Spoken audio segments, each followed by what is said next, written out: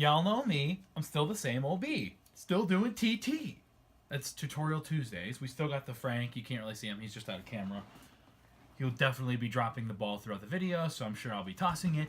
Today, we're doing another Tutorial Tuesday. Welcome back. Thank you guys so much for liking and subscribing. Told you. Today, we are going to be diving into how I like to customize the 808s in Logic and different ways you can do it too. So let's dive in. This is just a Logic template that I have created for myself. Just have an audio track there for if somebody I'm working with has a beat they brought in. General software instrument.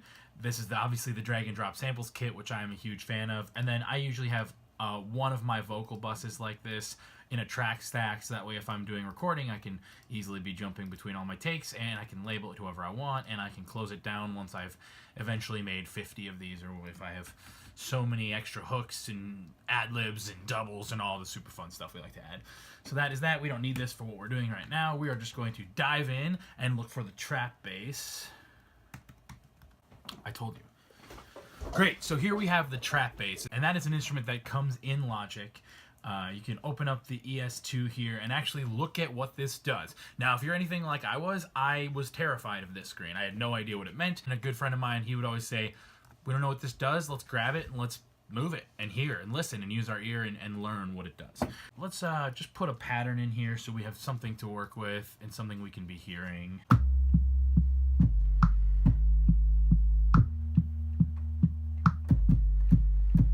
Now let's make sure we're quantizing this to the right grid.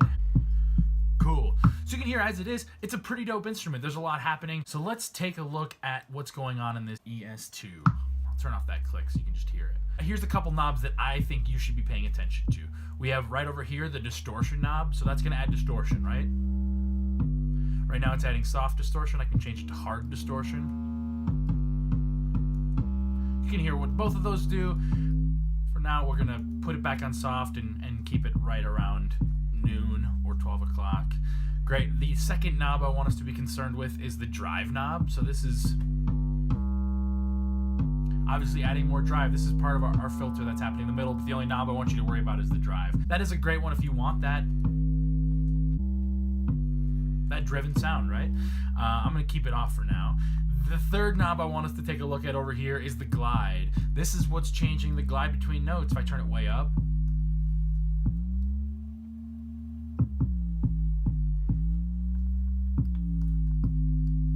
tons of glide, right? Probably want slide the glide, tons the glide. But we're gonna turn it down. It's Clyde the glide, okay? I know it's Clyde the glide. We're gonna turn it down a little bit. Keep it right on here.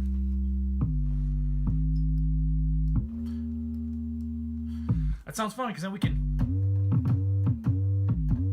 hear all those rather than we just get a boring straight up and down. And then the last thing I want to be concerned with is a couple of our envelope things down at the bottom. So if I turn to the decay here, if I turn that up a little bit, every hit is actually starting super high up and working its way down. It's just doing it really fast. If I turn it up a little bit,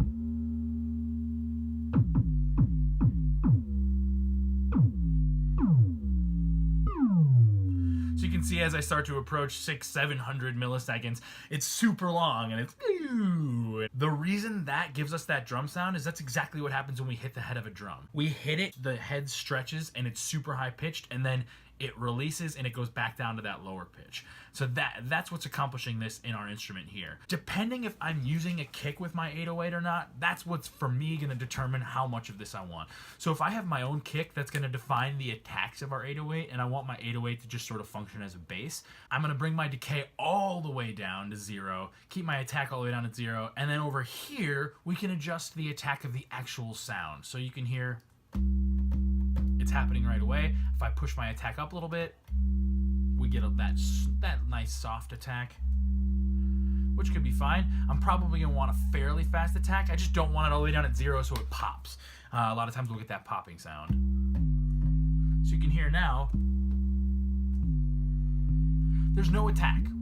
There's no definition to the rhythm as well as there could be. But if I was going to be adding my own kick and I wanted that thump, thump, thump, thump, thump, that's going to be on top of our 808 so that they sort of work as one instrument, then I might want this. I'm going to turn it back up because we don't have a kick for now, so I'm going to turn my decay up here. There we go. Now, I've done a bunch of customizing within the actual instrument. We're going to get out of the instrument and we're going to go look at our channel strip over here. So there's a handful of things happening. The things that are already turned off, I'm just going to turn off. I'm going to get rid of them. I don't need this bit crusher. I don't need that digital delay. The couple things I'm going to look at are my EQ, obviously. EQ is a big part of what we're doing. And then the other thing I want to add is I want to add my own distortion. That's what helps us hear it on our laptop speakers, our iPhone speakers that don't have great low end on them. Because we don't want our 808 to just completely disappear once we hear it on those speakers. So I like, personally, this distortion from Sound Toys. Always shouting them out because I love Sound Toys. But it is called the Capitator. What I like to use is jump in and look at this beefy preset under the bass, and then I'll adjust it from there. I've said it before, and I'll say it some more. I always like to use a preset and then go from there. There's so many people who put so much thought into most presets in these things. They're not just garbage generic numbers that nobody picked out of nowhere. So they're often a great place to start. I just wouldn't recommend necessarily throwing presets on and ignoring it. If you know nothing about it, watch a YouTube video. Know what I'm saying? So here we go. You can hear a little much, right? We turn up that drive. Within this plugin, you can see there's a handful of things. We have our drive. Turn totally off, and we have our mix, just like any other distortion plugin. So I'm looking for a good amount of that high, dirty, crunchy fuzz end, and then what I'm going to do is I'm going to just take it out of the mix until I hear it just a little bit. And this is obviously something that as you get farther into the mixing and mastering of your track, it's great to listen on a mono speaker. It's great to listen on your iPhone. Go test out, can I actually hear my 808? And then the last thing we're going to do, and this would be a big thing if I had my own kick here, is I would start to look at my EQ. And you can see obviously we have tons of low, so I might want to keep that low. If I want my kick to be the nice woomfy boom, then maybe I'll EQ some of the low out of my trap bass, and I'll really bring up the low of my kick with either the boom plugin from Plugin Alliance or just EQing it all the way up. Or I can keep my lows, get rid of some of those mids, really bring out just that little fuzz at the top of it. The last thing I would point out is this gain plugin that Logic has on here. You can go in and turn up and down your gain, and that's just a simple gain plugin. If I'm not using my own 808 samples or building my own 808 instrument inside the drag and drop samples kit in Ultrabeat, then this is usually the route I go. I love using the trap bass and just customizing the crap out of it. That's really it, everybody. Make sure you hit me with a like and shoot in the comments things you want me to cover in future tutorials. And as always, subscribe so you never miss a beat.